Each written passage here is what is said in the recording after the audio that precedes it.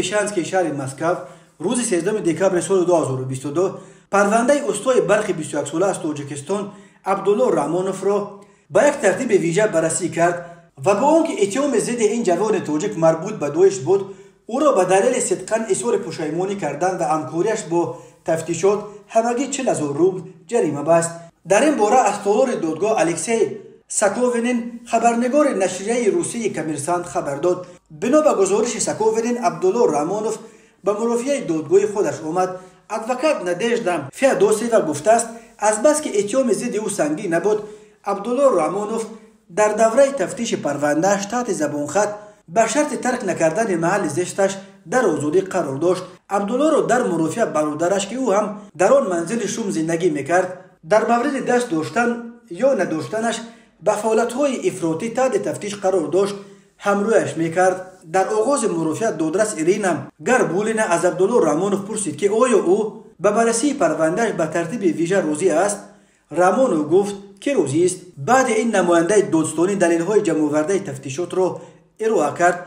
بنا به خلاصه تفتیشات، عبدالله رامونوف ماه ایول سال 2021 از تاجیکستان برای مهاجرت کاری به روسیه آمده باعث استوای برخ کار میکرد.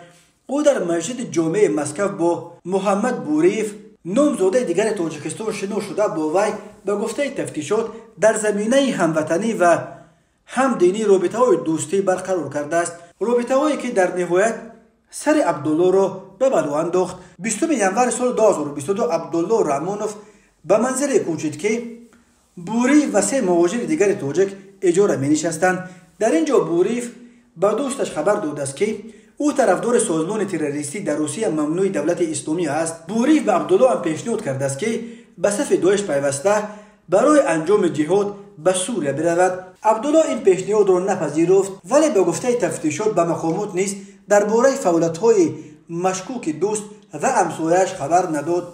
3 تاجیک دیگر در آن منزل اجاره نشین به فرق از عبدالله از بوریف طرفداری کردند و بوریف بعد این تصمیم گرفته است که مراسم برابر داعش القریشی سوگند یا باید سپردن طرفداران نو این سازمان تروریستی را دایر کند. روز 2 فوریه سال 2022 بوریف در آشخانه آن منزل پرچم سیاه داعش را آویخته توسط تلفن به صورت تماس ویدیویی برقرار کرده است و او و دیگر باشندگان آن منزل به القریشی توسط تماس ویدیویی باید سپردند. ولی می افزاید تفتیشات آنها از سفر به سوریه به دلیل نداشتن پول خودداری کردند. به جای آن پیشنهاد کردند که در مسکو یگان حمله تروریستی انجام دهند. از سوریه به آنها برای انجام چنین حمله اجازه دادند. روز 2 اپریل سال 2022 کارمندان فسب به این منزل آمده هم را دستگیر کردند. به استثنای عبدالله رامونوف که از مسکو به نزد خویشاوندانش به شهر دلگپرودنی ولایت مسکو کوچیده بود، تفتیشات میگوید دست داشتن او در تشکیل و فعالیت سازمان افراطی اثبات نشد. به این دلیل او را تنها برای خبر ندادن به مقامات که مجازاتش جریمه و یا حد اکثر تا 3 سال زندان است به جوابگری کشیدند.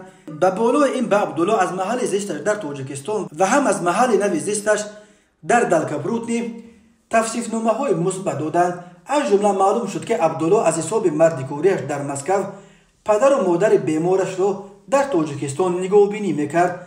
پدر او سابقه دار جنگ افغانستان بوده است. ایبدار کننده دولتی به عبدالله رامونوف معامله همکاری بسته از دادگاه برای او جزای حد اقل جریمه به مبلغ 80,000 روبل را طلب کرد. دادگاه با در نظر داشت حالت‌های سبک کننده حجم جریمه را 2 مرتبه کم کرده است.